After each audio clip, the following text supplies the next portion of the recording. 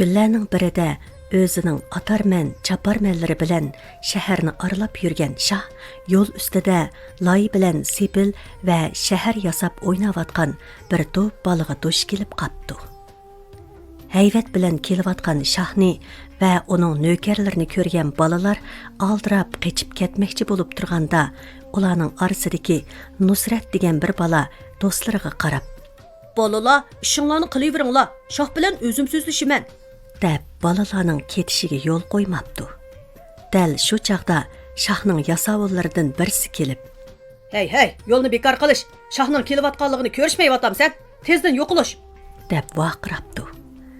Yasovulning vaqirishidan qo'rqqan balalar sakrab o'rinlaridan turishib, qochmoqchi bo'lib turganda, Nusrat yasovulning oldiga kelib, "O'zlariga ma'lumki, dunyoda o'tgan shohlar qanchalik saltanatlik va qudratlik bo'lishiga qaramay, shaharning sepilni aylanib o'tgan. Tarixda shahar sepilni buzib mangan shoh o'tgani yo'q. Bizning shohimizmi malol ko'may, shahrimizning sepilni aylanib o'tish kerak." debdi. "To'g'ri gapdonlik qilmay yo'qla." deb texmi qattiqroq vaqirabdi heliqi yasovul. Bu chaqda Shah ularning yeniga kelib, nima ish ekanligini so'rabdi. Yasovul bo'lgan gap so'zlarni Shahga ma'lum qildi. Shah balaning so'zining o'rinliq ekanligini bilibdi va balaning aqlliq, jur'atlik ekanligiga ichida oprin o'qib, uni oldiga chaqirib, ismini so'rabdi. "Ismim Nusrat, Sodiq Babkar degan kishining yolg'iz o'g'li. Shoh oliylari shaharchimizni buzib mangmisalarmi? Men buningga yo'l qo'ymayman." deb texmi dadilroq javob beribdi Nusrat. Shah Nusratning javobiga kulib qo'yibdi-da, balalar yasagan shaharchini aylanib o'tishga buyruq beribdi. Aradan oy o'tib, yil o'tib, Nusrat 15-16 yoshlarga kirib qapti. Bir kuni u o'z do'stlari bilan maslahat qilib, shaharning chetidan bir bo'sh o'rinni tanlab, shahar salmoqchi bo'pti. Ular kesak quyib, yog'och to'shib, cho'ng bir imorat sapdi. "Og'inlar, bizning dastlabki ishimiz o'ngishli tugadi. Endi biz o'zimizga bir podshoh saylayli. Boshqa ishlarni podshohimiz o'zi o'rinlashtirmamdi." deyishibdi. Balalar Nusratni podshoh qilib saylabdi. Nusrat podshoh bo'lgandan keyin o'z oldiga har xil qoida tuzum, amr farmonlarni e'lon qilib, ish bajarguvchilarni tayinlabdi va "Undaq bo'lsa, biz o'z ishimizni adolat va saodatdan boshlaymiz. Xalqqa adil xizmat qilamiz. Yasovullar atidan boshlab shaharga chiqinglar. Xalqning gap so'zlariga, dard hasratlariga quloq solinglar. Ularning hal qilishga tegishli ishlari bo'lsa, mening oldimga ep kelinglar." debdi. Atisidan boshlab bala podshohning yasovullari shahar ko'chasiga chiqib, xalqning arz shikoyatlarini anglashga boshlabdi. Ular shahar ko'chalarini aylanib yursa, ikki odam janjallashib bir-biriga "Sening emas, mening" deyishib, bir to'gi botliqini u yon tortib, bu yon tortib yurgidek. Bala yasovullar nima ish ekanligini so'rgan ekan, heliqi kishilarning birisi, "Bu botliq mening to'gamning bolasi edi. Muni odam mening botliqim deb tortib olmoqchi bo'lyotdi." debdi. Bu odamning gapi tugamasdilla, yana bir kishi botliqqa esilib turib, "Yo'q, bu mening botligim edi. Bu odam mutahamlik qilib, mening deb esilib oldi qaranglar." debdi-da botliqni so'rabdi. "To'xtanglar," debdi kichik yasovullar. "Sizlar podshohning oldiga bordinglarmi?" "Bordiq. Shoh mushu ishqimi meni besaramjon qilamsizlar? Chiqinglar. O'rnini qalayimqon qilmay, botliqni so'yib, ishqinglar tang bo'lishib olinglar" deb chiqirbatdi. debdi heliqi kishilarning birisi. "Undaq bo'lsa yuringlar. Bala podshohimizning oldiga borayli. U bu ishni sizlarga hal qilib bersin."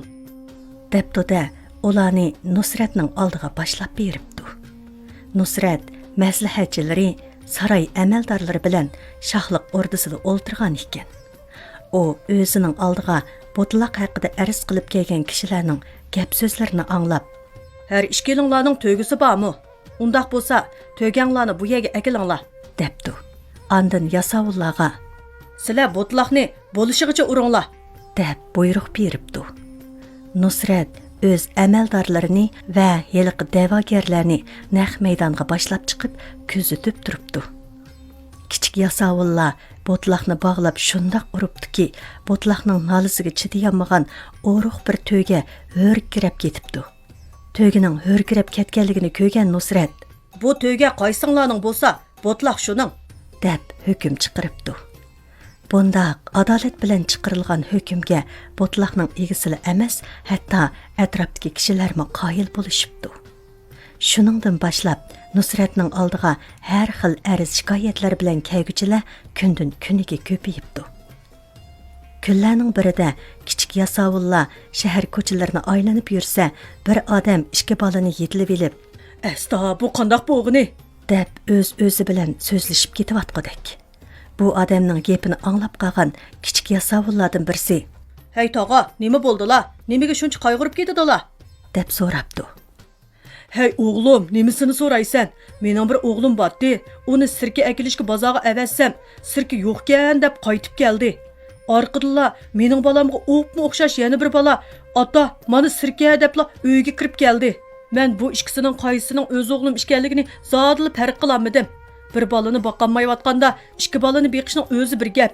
Uning ustiga bu bolaning ota-onasi izlab kelib, bola o'g'risi degan tuhmat bilan so'roqchining oldiga elib borsa, so'roqchining darri paloqlari ostida o'lamanmi degan g'amda qoldim. Debdi heliqi kishi. Padişahning oldiga bormidimi? Bordim, bormamdigan.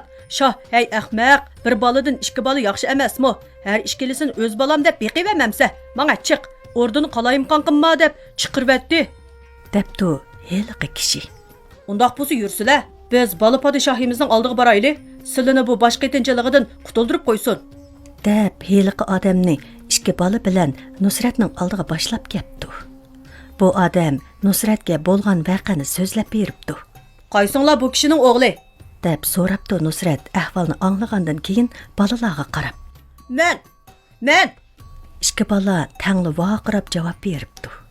Ular shunchalik o'xshab ketadiganki, ularni farq qilish asla mumkin emaskan. Ularning bo'y turqi, rangi ro'yli emas, hatto bir tal chechimi farqlanmaydi ekan. Nusrat bu masalani padişahning amaldorlari va shahar mo'tvarlaridan bir qism kishilarni taklif qilib hal qilishga kirishibdi. Bu masalaga har birlarining ko'z qarashlari qandoqkin? deb so'rabdi yig'ilganlardan. Lekin ularning orasidan hech kim eg'iz ocholmabdi. Yana Nusratning bir taraf qilishiga qapdi. Sen sirkini qaysi do'kondan olding? deb so'rabdi Nusrat masalani hal qilishga kirishib. To'tquchining do'qmushidagi sirkichi ayoldin. debdi bolalardan birisi. Undaqda sen qaysi do'konga borgan eding? Yana so'rabdi Nusrat quruq qaytib kelgan boladan. To'tquchining do'qmushidagi do'konga borsam, sirki yo'qkan, qaytib keldim. debdi sirki akilanmagan bola. Nusrat bir narsani pamlabdi-da, sirkaba bodliki bilan quruq bodlikini yerga qo'yib, "Qani, qaysinglar bu odamning bolasi bo'lsanglar, mushu quruq bodlikining ichiga kirib yiqinglar" deb buyruq qildi. Bu gapni anglagan bolalarning birisi hodiqib nima qilarini bilolmay qapti. Yana birisi alman-talman yanglarini shimaylab birli shung'ib bodlikining ichiga kirib ketibdi. Heliqi bola bodlikaga kirib bo'lgandan keyin Nusrat darhol buyruq qilib, "Bodlikining og'zini darrov etinglar" debdi yasovullarga. Ondan u kishiga, "Mana bu sirki akelgan bola o'zingizning bolasi. Bu bodlikining ichiga kirgani bo'lsa, maxluq. Endi bodlikining og'zini ochmay, daryoga tashlab etib, o'z bolangiz bilan turmushingizni ko'ngillik o'tkazing" debdi. Maydonga yig'ilgan ko'pchilik, Barakallah, Nusrat shohning aqliga oprin. Nima degan donolik bu? deyishib Nusratning tadbiriga hayron qilishibdi. Shuningdan keyin Nusratning danqi butun shaharga tarqatdi. Nusratmi har qanday odamning dardi holiga yetibdi. Padişah Nusratning danqini anglagandan keyin uni bir sinab ko'makchi bo'lib, Nusrat degan bir yolong to'sh shohlik taxtimizga nuqson yetkazib, o'z oldiga qoida tuzib, xalqning arz shikoyatlarini bir taraf qilib yurgudak. Bu ablaq darhol mening huzurimga keltirilsin.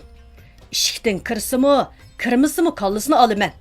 Oldi bilan kirsimi, kayni bilan kirsimi, kallasini olaman.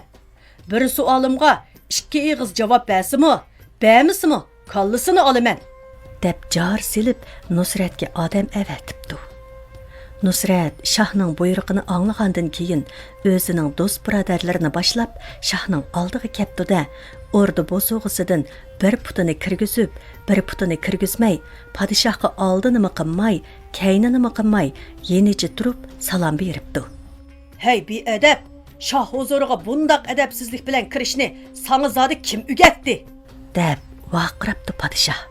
Hukmlari deb bir ig'iz so'z bilanla javob beribdi Nusrat dadillik bilan. Shoh o'z hukmining xatoligini darhol sezib oldi va Men sendan bir savol so'rab baqay. Şah tacı taxtining rivojlanishi zodi nemidan? deb so'rabdi shoh. Adolatdan. Bir so'z bilanla javob beribdi Nusrat. Shoh o'z ko'nglida barakalloh o'qibdi. Yana bir savol. Xaroblikqa yuz tutishning manbasi nima? Zulm va nodonlik. Bayon qil. debdi shoh Nusratning javobidan texmi qanoatlanib. Hukm bor.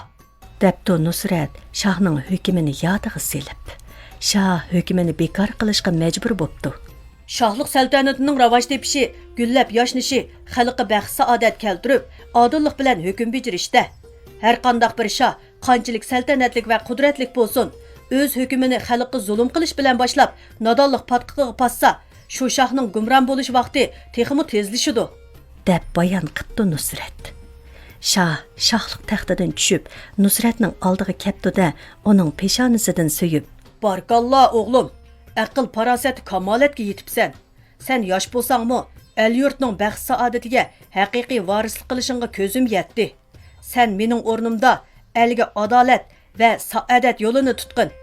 debdi-da, Nusratni o'z qo'li bilan shohlik taxtiga o'ltirg'izib, uningga amal libosi kiydirib qo'yibdi.